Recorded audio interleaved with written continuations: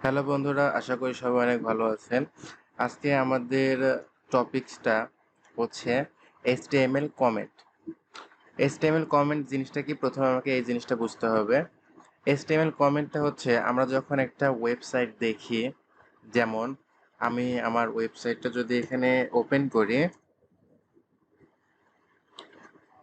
আমার ওয়েবসাইটটার এখান থেকে ভিউ পেজ সোর্স এখানে যাই, দেখেন এখানে কিন্তু অসংখ্য কোড আছে। এখানে কিন্তু অসংখ্য কোড আছে, প্রায় প্রায় 550 লাইন কোড আছে আমার এই ওয়েবসাইটটাতে।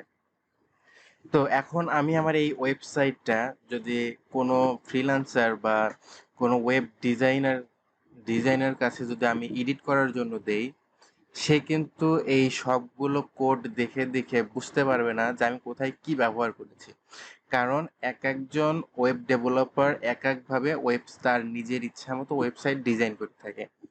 এই জন্য আমরা কমেন্ট ব্যবহার করে থাকি। এই কমেন্টটার মাধ্যমে খুব সহজেই বোঝা যায় যে সে কোন অংশে কি ব্যবহার করেছে। যেমন আমরা যদি প্র্যাকটিক্যালি দেখতে চাই, আমরা পি ট্যাগের মাধ্যমে করি। যখন আমরা অ্যাডভান্স যাব তখন আমরা অন্য কোনো ট্যাগের মাধ্যমে কমেন্টগুলো দেখব, বাট সব ক্ষেত্রে কমেন্ট সেমভাবে ইউজ করা হয়। আমি এখানে লরেন ইপসামের কিছু অংশ লিখে নিলাম। আমি ব্রাউজারটার এটা দুই সাইডে রাখি, তাহলে আপনারা খুব ইজিলি জিনিসটা দেখতে পারবেন আর কি। ওকে, দেখেন এই সাইড হচ্ছে ব্রাউজার আমার, আর এই সাইড হচ্ছে আমাদের নোটপ্যাড। তো আমি এই পি ট্যাগটা 3বার কপি করি। এই পি ট্যাগটা আমি 3বার কপি করলাম। টোটাল এখানে আমাদের 3টা পি ট্যাগ আছে। আমরা এখানে ধরে নেই প্রথম যে পি ট্যাগ, এইটা হচ্ছে আমাদের হেডিং অংশ ওয়েবসাইটের, এইটা হচ্ছে আমাদের বডির অংশ, এবং এইটা হচ্ছে আমাদের ফুটারের অংশ। এখন এই বডি, হেডার, ফুটার এর মধ্যে তো অনেক ধরনের কোড থাকবে, অনেক অনেক। আমরা ধরে নিচ্ছি যে এখানে অনেক ধরনের কোড আছে। এখন তার সম্পূর্ণ একটা ওয়েবসাইট তৈরি করা এভাবে সম্ভব না। ধরে নিচ্ছি আমরা এখানে অনেকগুলো কমেন্ট আছে। এই কমেন্টগুলোর মধ্যে পি ট্যাগের এই অংশটা আমি আমার মেনু বারটা অ্যাড করেছি।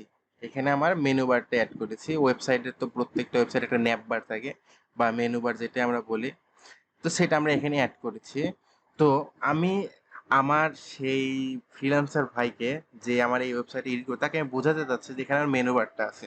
তো এখানে আমরা খুব সহজেই লিখতে পারি যে প্রথমে লেস দেন গ্রেটার দেন চিহ্নটা ব্যবহার করব, এইটার মাঝে আমাদের বিস্ময়বোধক চিহ্নটা ব্যবহার করব, দেন এই যে ড্যাশ চিহ্ন থাকে এটা 4টা ব্যবহার করব। এই চারটার মাঝে, বলতে ডান সাইডে থাকবে 2টা, বাম সাইডে থাকবে 2টা। এখানে আমাদের greater than button, greater than আইকনটা একটা বেশি হয়ে গেছে। আচ্ছা, আমরা একটা ডিলিট করে নিলাম। তাহলে এখানে দেখেন প্রথমে হচ্ছে লেস দেন, এরপর হচ্ছে গ্রেটার দেন, এর মাঝে আমাদের বিস্ময়বোধক চিহ্ন, এবং এই যে আমরা যে ড্যাশ বলে থাকি অনেকে অনেকে, এটা অনেক আর একটা নাম আছে, নামটা আমার এই মুহূর্তে খেয়াল নাই। তো এখানে 2টা, এই সাইডে 2টা। এর মধ্যে আমরা যে কোনো ভাবে ডিজাইন করতে পারি, এর মধ্যে আমরা এইভাবে ডিজাইন করতে পারি যে কোনো, এখানে কোনো মানে, এইটা হচ্ছে মেইন রিকোয়ারমেন্ট, এটা আপনাকে রাখতেই হবে। এর মধ্যে আপনি যেটা ইচ্ছা সেটা করতে পারেন, এখানে কোনো সমস্যা নেই। আমি এখানে লিখতে পারি স্টার্ট ন্যাপবার, স্টার্ট ন্যাপবার, এবং এই জিনিসটা যদি আমি কপি করে এখানে যদি বসাই যে এন্ড ন্যাপবার, এখন এখানে যে আমি লিখছি এই কমেন্টটা যে ব্যবহার করছি, আমি যদি ব্রাউজারে রিফ্রেশ করি, দেখেন ব্রাউজারে কিন্তু এই অংশটা দেখা যায় না। এটা শুধুমাত্র যখন একজন এডিটর বা কোডার আপনার নোটপ্যাডে ওপেন করবে কোডটা, শুধুমাত্র সেই এটা দেখতে পারবে, এটা ব্রাউজারে শো করবে না। আর এর মাধ্যমে খুব সহজে সে এখানে বুঝতে পারবে যে এখান থেকে ন্যাপ বারটা স্টার্ট হয়েছে, এখানে ন্যাপ বারটা ইন্ড হয়েছে। সেম ভাবে আমরা ফুটারের জন্য ফুটার লিখতে পারি যে স্টার্ট ফুটার, স্টার্ট ইন্ড ফুটার, বা স্টার্ট বডি, ইন্ড বডি। আমরা যে অংশটা যেভাবে করব সেভাবে এখানে লিখতে পারি। তবে এখানে একটা জিনিস খেয়াল রাখতে হবে, আমরা অতিরিক্ত কমেন্ট ব্যবহার করব না।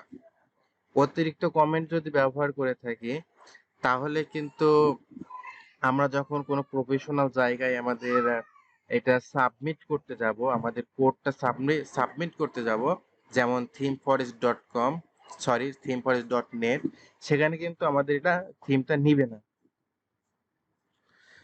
সেই জন্য আমরা অতিরিক্ত কমেন্ট ব্যবহার করব না। আর আমার এই চ্যানেলে আরেকটা ভিডিও আছে, সেটা হচ্ছে HTML ইমেল টেমপ্লেট ডিজাইন। সেই ক্ষেত্রেও কিন্তু HTML ইমেলের ক্ষেত্রেও কিন্তু আমরা কমেন্ট ব্যবহার করব না। আমরা যদি এখানে কমেন্ট ব্যবহার করি সেই ক্ষেত্রে কিন্তু আমার মেইলগুলা সব স্প্যাম ফোল্ডারে যাবে। আর আমরা শুধুমাত্র যে HTML এর ক্ষেত্রেই কমেন্ট ব্যবহার করব এরকম না, কিন্তু CSS এর ক্ষেত্রেও কমেন্ট ব্যবহার করা হয়, জাভা স্ক্রিপ্টের ক্ষেত্রেও, মানে সকল ল্যাঙ্গুয়েজের ক্ষেত্রেই কমেন্ট ব্যবহার করা হয়, যেন খুব সহজেই আপনার ডেভেলপার বা আপনি যার মাধ্যমে এডিট করবেন সে যেন জিনিসটা বুঝতে পারে। সবাইকে অসংখ্য ধন্যবাদ, আশা করি সবাই বুঝতে পেরেছে।